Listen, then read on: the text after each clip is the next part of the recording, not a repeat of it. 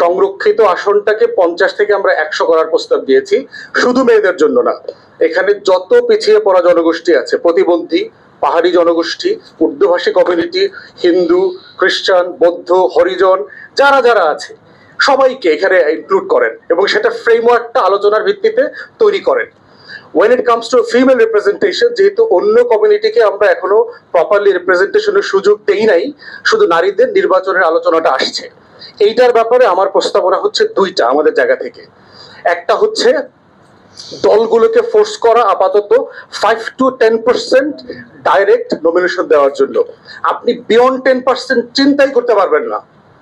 ওইখানকার পুরুষ যারা প্রার্থী আছে তারা পিটায়া ওই এমপির এলাকা ছাড়া করে দিবে প্রার্থীকে। Believe me, this is a reality on the ground.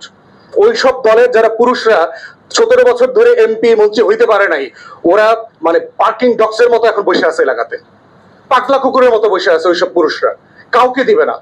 একই দলের আরেক প্রার্থীকে মাইরা ফেলবে, এরকম প্ল্যান তারা করতেছে। আমি নিজে এলাকায় দেখে আসছি, মাইরা ফেলবে সিম্পলি।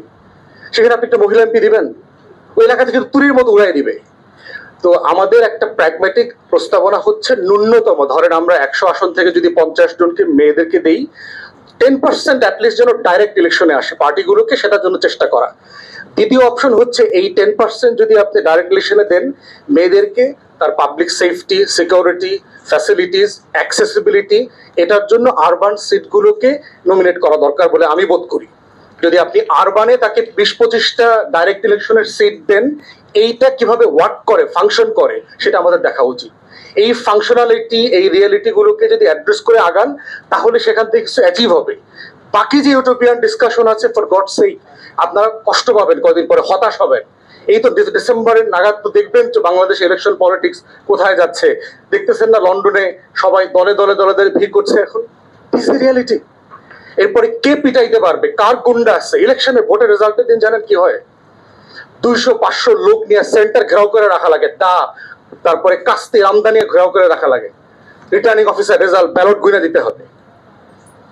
তো দলগুলো মনে করে এটা তো মেয়ের পক্ষে সম্ভব না।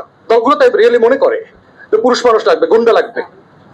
তো এই বাস্তবতায় আমাদের প্রস্তাবনা দুইটা, যে দয়া করে সবাই দলগুলোকে আমরা বাধ্য করতে পারি কিনা এইবার যে মিনিমাম 10%, 5 to 10% ডাইরেক্ট নমিনেশন দেন, এবং এই নমিনেশন গুলো শহরে দেন যেখানে ক্যাম্পেইনটা মেয়েরা সেফলি করতে পারবে।